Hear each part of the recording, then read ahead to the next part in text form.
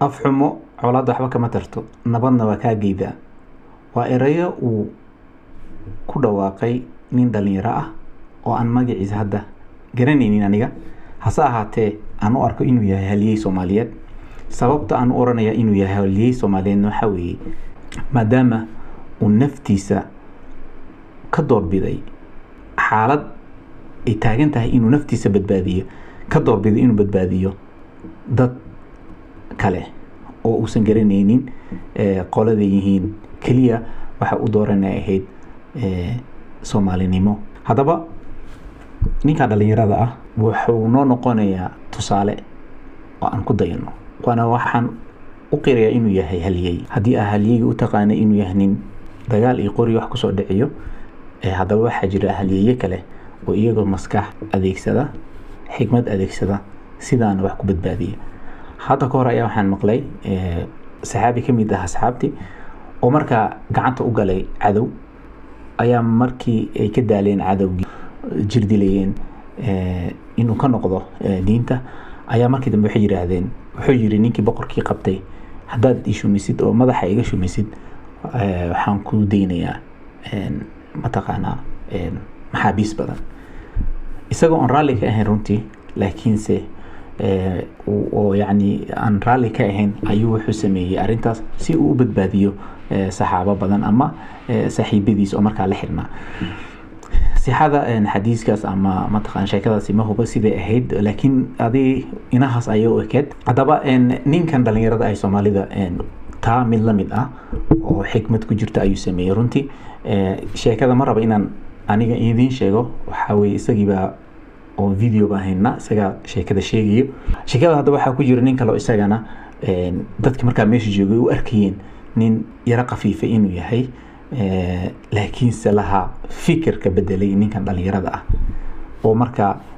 sheekadu ay isagu oo yani mahmahdani aan ku bilaabay ee ka timid marka waxa maqli jiray iyadana mid wax la yiraahdo khudi al-hikmata min afwahi majaniin ma garanayo meel ka maqlay marka hadaba waxaan iga dhaxbaxayaa idinka iyo ninkan dhalinyarada ah si uu nooga sheekeeyo sheekada wixii marka commentator ah iyo mataqaanaa falcelin ah oo xaqiina ana hoosta ku qori doontaan bismillaahir rahmaanir rahiim salaama salaan kadib waxaan rabaa maanta in eray murtiyo Soomaaliyeed aan ka wada hadalno maamada waxay dhaheedaa aflagaado colaadna wax kama tarto nabadna way ka geysaa markii igu horeeyay ee aan maamadan maqlo waxay ahayd bari anoo jooga Liibiya iyo nala xiray xabsi Liibiya ku yaala nala geeyay xabsiga waxa ku jira Soomaali badan iyo Eritrean iyo Suudaan dadkan inta badan waxa loo soo xiray waxay ahaayeen adoo waa taqaanaa dad kulligood raba inay tahriibaan xabsigii dadka aan isku barana waxa kamid ahaa wiil Maxamed la yiraahdo maxamed wuxuu aad u isticmaali jiray kaniiniga aan la yiraahdo waxaan madax xanuun ku roona Tylenol ama ibuprofen waxaa jirta marka qola IM la yiraahdo oo maalinta Khamiista timaado oo qofka xanuunsan soo yara wareysanayso kaniinina soo siinayso maxamed ki marka uu ku badbata Khamiis kasta gacanta u taagtaa soo helay ibuprofenkaas markaan maxamed isbarno marka wuxuu yirniyo adaa cusub maanta hadii qolada IM ka timaado gacanta taago oo adiga soo ana xanuunsan dheh xagee laga hayaa dilguraana madaxa dheh si aad igu soo qaado Tylenol marka wiil saaxiibaan noqonay ay hanin gacanta aan taagto maalinka Khamiista markay yimaadeen waxaan u tagnay qoladii aligay qol ay fadhiyaan qof dhakhtar iska dhigay oo ku wareysana marka xagee laga hayaa madaxa xanuuna is box meeshaan Tylenol igu soo bixisay markaan bixi magaal may interview aad mareeda qof ku wareysana waxa la iigay nin magaciisa igu sheegay Francesco oo Talyaani ah Francesco bis uu i wareystay wuxuu yiri ka waran noloshiin xabsiga waasay waxaan uga sheekay marka dhibaato badan ee xabsiga jirto waxaan yirnaa waa nala garaaca dadka xanuunsan lama daweeyo shaqo inta la wada lagu soo shaqeystaa la soo aad u dhibaato badan aan uga sheekay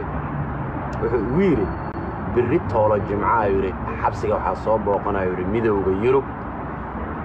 baarlamaankiisa oo markaas uu madaxweyne ka yahay wasiirka arrimaha dibadda ee Jarmalka marka wuxuu yiri markay ka meesha ay soo galaan yiri xerada aad ku xiran tihiin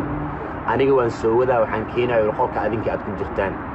markaan ku keenay la yiraahdo yaa hadlaayo gacanta taago waxaan aan adiga ii sheegayso yiri ayagoo sheeg okay adiga qolka xabsigan ku soo noqdo Soomaalidan u soo noqdo waxaa nimeeyo how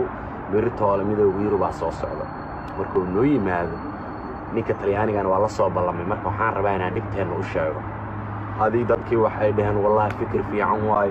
kuwa wada tacbaan ahaayeen kuwana dharka ka siibeena waa u sheegina dhibtana lagu haayo gaaya sidii adu maray cishii camal ay too la siisay seexanaya yaa wiil dadka xiran kamid ah Cabdicasiis la yiraahdo oo dabeecad ahaan dadku ma bahadlaba habeenkii inta madaxa dhulka dhigto lugaha kor u taagto oo sidii ay u qayliya oo waxa la siraaniga waxba ka qalban ninkii ay yeeray wuxuu baraada balkaalay kaanu tagay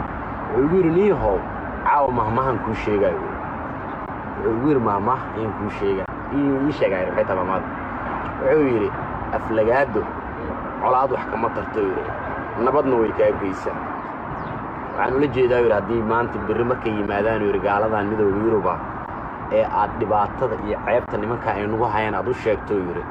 markay tagaan cid noo harayso waa Liibiyaan yiri markuu wuxuu yiri niyahow tan ugu aflagaadeeda badhana gelin yaa habeenka xogaa waa yara fakiray adi maalinka dhaanoo fakiraya subaxii waaga markuu bariyay irideen la soo furay waxa soo galeen midowga Yurub wasiiro iyo xildhibaano qolyooyin kaamirooyin wato idaacadaha caalamka Al Jazeera CNN BBC telefishinna badan oo magac ahaan markaas aan aqaan iyo soo wada galeen gabar Lubnaanees ay wataan oo turjumaan u ah waxay dhaheen hal qof oo Carabi ku hadli yaqaan oo aan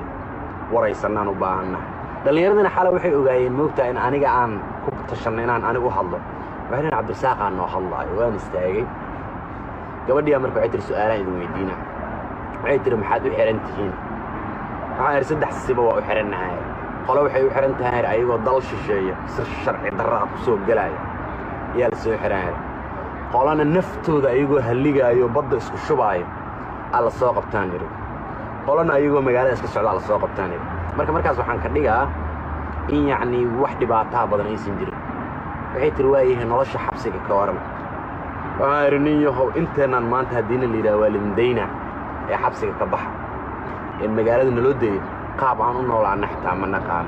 sababtoo waxaan xabsigan waxaan ku haysanaa saddex cunto qada quraacasho waxaan ku haysanaa waxbarasho waxaan ku haysanaa shaqo oo shaqana la siiyaa waa soo shaqaysanaa marka waa runtii shaqo way jirtaa laakiin shaqadu waxa waaye inta la wada lagu soo shaqeeyo lagu soo dilaa adoo tacbaan lagu soo celinaa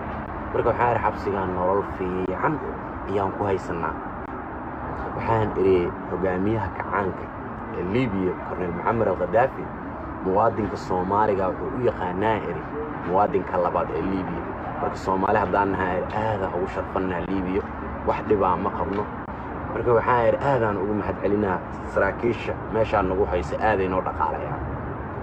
anuu u jeedaa marka waxa isbedelay wajiga saraakiisha Liibiyaanka oo isdhahay ninkan ama balaayo sheega farxad qoladii Yurubna waa yaabeenba nin xabsiga amaana ay dhahay wax dhibaa ma qabno aydan intaasaan u soconay waan baxayna waxaa intaadan bixin su'aal mid weydiiya waxaan adinku maxaad ahaydeen maxaad naga soo doonteen wasiirka arrimaha dibadda Jarmalka nin markaas ay jawaabay wuxuu waxaan yiri wasiirka arrimaha dibadda Jarmalka waxaan ninka hadda hogaaminayo qoladan reer Yurub ee xabsigan soo booqatay